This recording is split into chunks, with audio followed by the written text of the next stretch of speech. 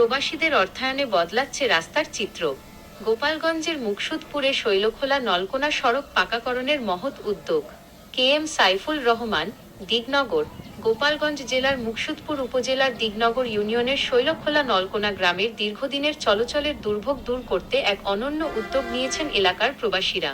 প্রবাসী হানিফ ফকিরের নেতৃত্বে মোট ৩৪ জন প্রবাসী নিজেদের কষ্টার্জিত অর্থায়নে এই মানবিক ও উন্নয়নমূলক কাজ বাস্তবায়ন করছেন। স্থানীয়রা জানান, দীর্ঘদিন ধরে এই কাঁচা রাস্তাটির কারণে বর্ষা মৌসুমে যাতায়াত একেবারে অযোগ্য হয়ে পড়ত। এতে শিক্ষার্থী, কৃষক, ব্যবসায়ী সহ সাধারণ মানুষের চরম ভোগান্তি পোহাতে হতো।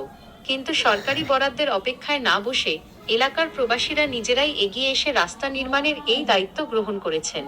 এই মহৎ উদ্যোগে সরাসরি অংশগ্রহণ করেছেন প্রবাসী হানিফ ফকির, শাওন ফকির, নূরজামাল ফকির, সুমন শেখ, শাহাদাত ফকির, রাজন শেখ, আরমান ফকির, গিয়াস শেখ, জাহিদ ফকির, রহিম মোল্লা, ঠান্ডু মোল্লা, রাব্বিল মোল্লা, নিজাম মোল্লা, লাভলু মোল্লা, রনি মোল্লা, ইব্রাহিম মোল্লা, বিপ্লব মোল্লা, পারভেজ কাজী, মনির কাজী, আদর আলী শিকার, রিয়াদ ফকির, রিপন মোল্লা, ইমন মোল্লা, আশিক ফকির, নিকরাইল ফকির, নূর আমিন ফকির, রাজীব ফকির, আসাদুল মোল্লা, মাহফুজ ফকির, সম্রাট হাওলাদার, শাহজামাল শেখ, আব্বাস ফকির এবং রেজাউল মোল্লা।